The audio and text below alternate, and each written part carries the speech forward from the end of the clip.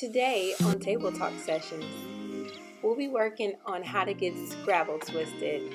Come on in. Hey, and I'm back with another Table Talk session. This session is an educational game that can be used with varying age ranges. It's taking the classic game of Scrabble and putting a twist on it to allow everyone the ability to participate. Jumping right to it. In order to play this game, you'll need letter tiles, a clear table space, and paper, pencils to keep score. The first version I'll teach you, we'll call it Tabletop Scrabble. The reason I'm calling it that is because you won't necessarily need the actual board to play this game.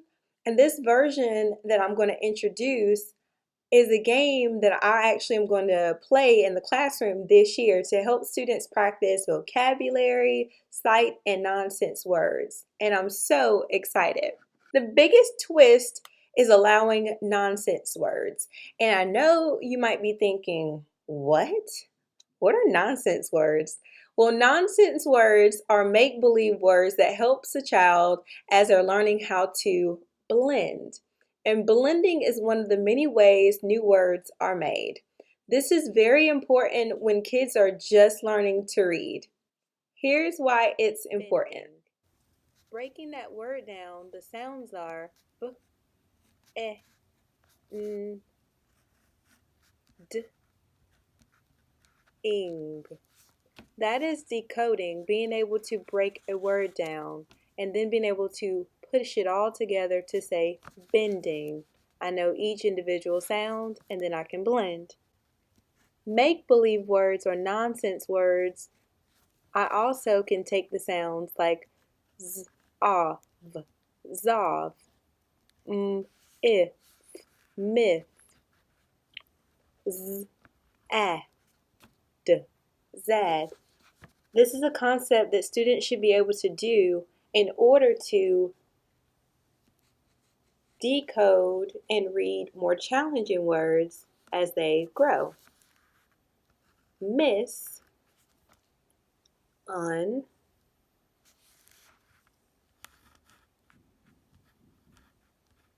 der,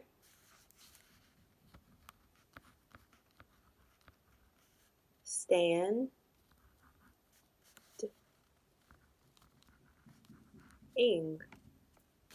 If I were to break them down, they could be known as a nonsense word, but when I blend them together, it becomes one whole word.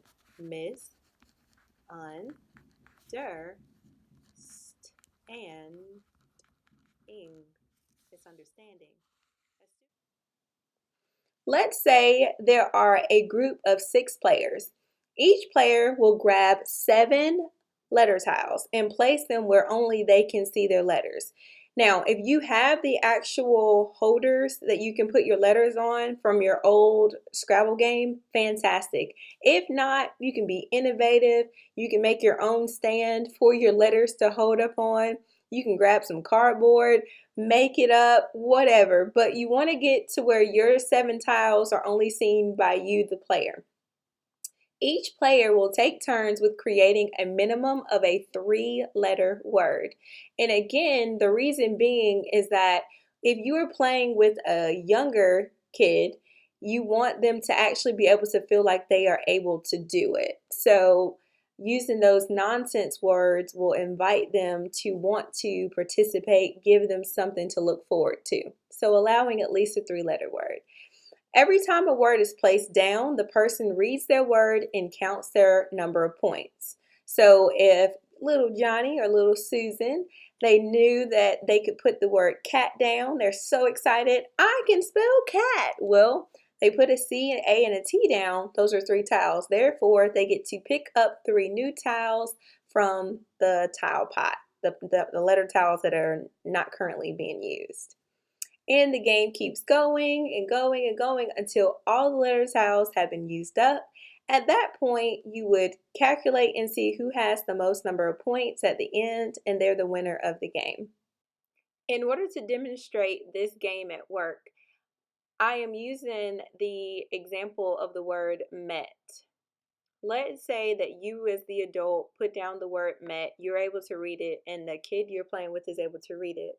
Well, the child doesn't know how to spell a real word, so they put down the word error, and they say mare.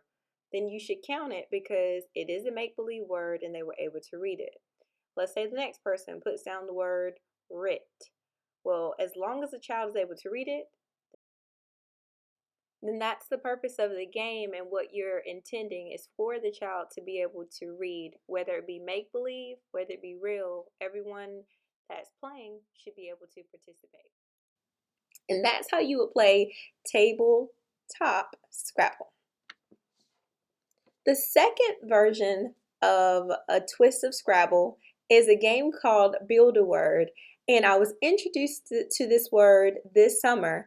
It's an actual board game that can be purchased. However, because we as teachers are innovative, creative, and resourceful, let's say I have the tiles, but I don't have the board. Well, I can use cardstock, legal paper, and I can make my own. I can decorate that plain piece of paper and make it look brand new.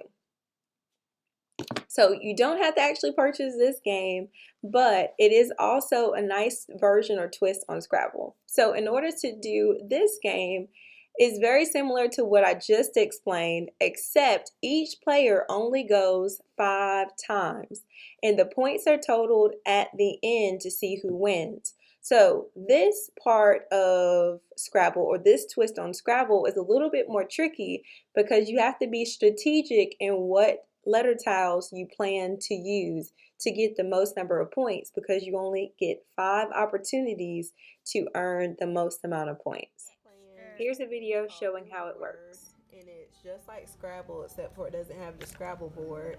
That's the not. students get to pull 7 letters, and I get to get the points are on the tiles, extra two and they get to count up their points after they finish about 5 rounds. Look, I get 2 extra. Ooh, look at yours. So you have what, 2? I can't make a right, so I get to go Right. Whose turn is it right now? Mine. So 2 types of Scrabble that I wanted to introduce today. Tabletop Scrabble, where you don't necessarily need the board, and the second one was called Build-A-Word, and Build-A-Word can be purchased or you can create it on your own. That's today's Table Talk session. Thank you for joining in. If you enjoyed today's video and would like to see some more, don't forget to comment, like, and subscribe. Go ahead, click the button. You know you want to. See you next time.